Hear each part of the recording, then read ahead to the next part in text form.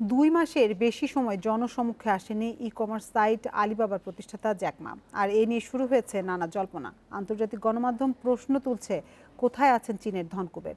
চীনা সরকারের সঙ্গে বিরোধের পর থেকেই জ্যাক মার কোনো খোঁজ পাওয়া যাচ্ছে না বলে জানিয়েছে গণমাধ্যমগুলো। আন্তর্জাতিক গণমাধ্যম সিএনএন ও বিজনেস ইনসাইডারের সোমবারের শিরোনাম, কোথায় আলিবাবা গ্রুপের প্রতিষ্ঠাতা জ্যাক মা।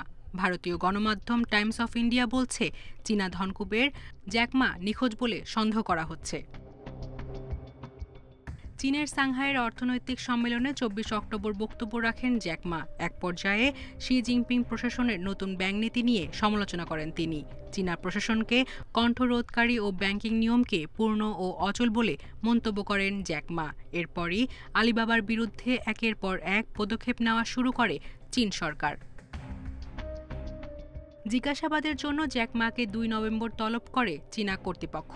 পরের দিন তার আর্থিক প্রযুক্তি প্রতিষ্ঠান অ্যান্ড গ্রুপের $37 বিলিয়ন আইপিও নিষিদ্ধ করে সাংহাই স্টক এক্সচেঞ্জ। আন্তর্জাতিক গণমাধ্যমের খবর অনুযায়ী এই নিষেধাজ্ঞা আসে সরাসরি প্রেসিডেন্ট শি জিনপিং থেকে। এমনকি আলিবাবার বিরুদ্ধে তদন্ত শেষ না হওয়া পর্যন্ত জ্যাক মার বিদেশ ভ্রমণেও নিষেধাজ্ঞা আসে। সম্প্রতি নিজের প্রিয় একটি ট্যালেন্ট শোতে বিচারকের আসনে বসার কথা থাকলেও সে অনুষ্ঠানে উপস্থিত হননি চীনা ধনকুবের। পরে শোর ওয়েবসাইট থেকে তার ছবি সরিয়ে ফেলা হয়। এরপরই আন্তর্জাতিক গণমাধ্যম প্রশ্ন তুলছে, তবে কি জিনপিং সরকার জ্যাক মাকে গৃহবন্দী করে রেখেছে? সায়রা খান, ইন্ডিপেন্ডেন্ট নিউজ।